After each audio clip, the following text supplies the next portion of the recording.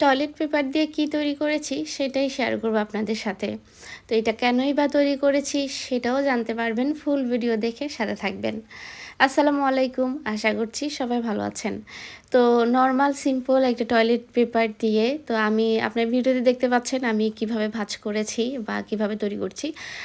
আমি ছোট ছোট আকারে ফুলগুলো তৈরি করছি। আপনারা যদি একটু বড় আকারে তৈরি করতে চান, সেম ভাঁজ, শুধু আমি 2 ভাঁজে করেছি, আপনারা 1 ভাঁজে করবেন। তো সে যাই হোক, আমি এইটা তৈরি করেছি একটা বিশেষ কাজে। এমন না যে আমি ভিডিও তৈরি করেছি আর দেখানোর জন্য আবার এটা ফেলে দিয়েছি, না। একটা বিশেষ কাজে এটা তৈরি করেছি এবং কি সেটাও আপনারা দেখতে পাবেন যে কি কাজে এটা তৈরি করেছি। তো আমি এটা আপনারা সাদাও নিতে পারেন। আমার হাতের কাছে পিঙ্ক কালারের ছিল, আমি পিঙ্ক কালারটা নিয়েছি এবং কি এই যে দেখতে পাচ্ছেন আমি এই সুন্দর করে ছোট ছোট করে ফুলগুলা তৈরি করেছি।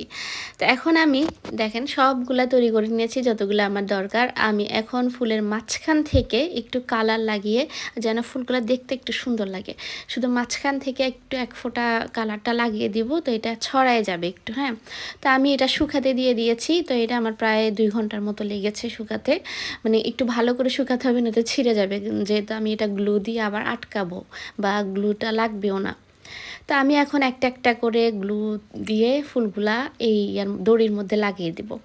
আমি এটা আমার কাছে ম্যাক্রনের যে ইয়াটা ছিল ওইটা ছিল। আপনাদের হাতের কাছে যে কোনো কিছু দড়ি, রশি টাইপের যেটাই থাকুক সেটার মধ্যে আপনারা লাগাতে পারবেন। তো দেখুন আমি কিন্তু সবগুলা ফুল এটা আমার যতটুকু দরকার সেটার মধ্যে লাগিয়ে নিয়েছি।